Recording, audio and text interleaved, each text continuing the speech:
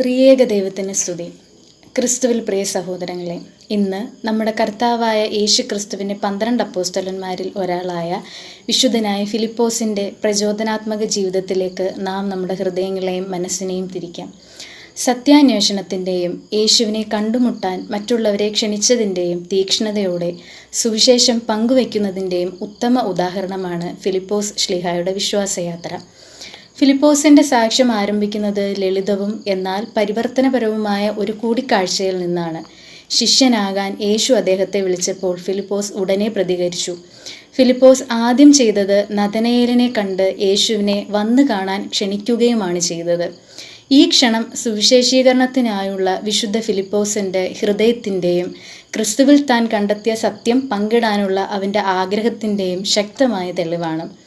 നഥനയേലിനോടുള്ള ഫിലിപ്പോസിൻ്റെ സമീപനം സുവിശേഷീകരണത്തെക്കുറിച്ചുള്ള ഒരു പ്രധാന പാഠം നമ്മെ പഠിപ്പിക്കുന്നു.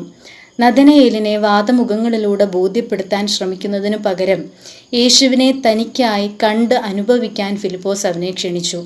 സുവിശേഷീകരണത്തിൻ്റെ ഈ രീതി അതിൻ്റെ ലാളിത്യത്തിലും ഫലപ്രാപ്തിയിലും അർത്ഥവത്താണ്.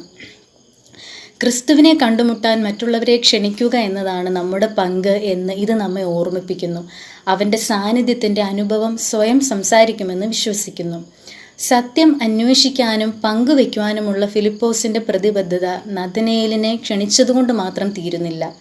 ഏഷ്യ മൈനർ വരെയുള്ള പ്രദേശങ്ങളിലേക്ക് സുവിശേഷം പ്രചരിപ്പിച്ചുകൊണ്ട് ഫിലിപ്പോസ് ശ്ലീഹ വിപുലമായ മിഷനറി യാത്രകൾ ആരംഭിച്ചുവെന്ന് പാരമ്പര്യം നമ്മോട് പറയുന്നു. സുവിശേഷണത്തിനായുള്ള അദ്ദേഹത്തിൻ്റെ തീക്ഷ്ണത അചഞ്ചലമായിരുന്നു.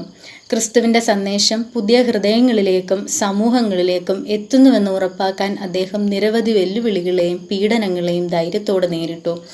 ഏഷ്യ മൈനറിൽ ഫിലിപ്പിൻ്റെ പ്രസംഗങ്ങളും അത്ഭുതങ്ങളും അനേകരെ വിശ്വാസത്തിലേക്ക് ആകർഷിച്ചു. സുവിശേഷീകരണത്തിലേക്കുള്ള നമ്മുടെ സ്വന്തം വിളി അതേ തീക്ഷ്ണതയോടെ സ്വീകരിക്കാൻ വിശുദ്ധനായ ഫിലിപ്പോസിൻ്റെ ജീവിതം നമ്മെ പഠിപ്പിക്കുന്നു. അദ്ദേഹത്തെ പോലെ ക്രിസ്തുവിനെക്കുറിച്ചുള്ള നമ്മുടെ ഗ്രാഹ്യം നിരന്തരം ആഴത്തിലാക്കുകയും ആ സത്യം മറ്റുള്ളവരുമായി പങ്കിടുകയും ചെയ്യുന്ന സത്യ അന്വേഷികളാകാൻ നാമും വിളിക്കപ്പെട്ടിരിക്കുന്നു.